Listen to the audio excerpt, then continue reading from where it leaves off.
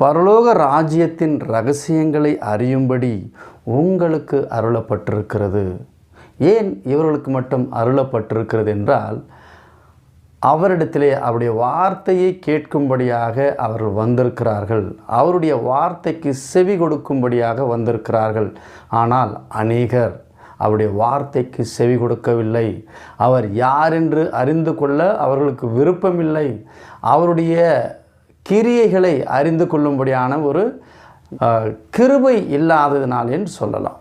இங்கே பரலோக ராஜ்யம் என்கிறது ஒரு ரகசியம். இந்த பரலோக ராஜ்யத்தை ஒரு மனுஷனும் பார்த்ததில்லை. இது ஒரு ரகசியம், இது ஒரு வெளிப்படுத்துதல். இது நாம் மனிதர்களாக இருக்கும் வரை இது அறிந்து கொள்ளவே முடியாது. ஆனால் கிறிஸ்து இயேசு 2000 ஆண்டுகளுக்கு முன்பதாகவே தன்னுடைய சீஷர்களுக்கு அவரை நோக்கி நம்பி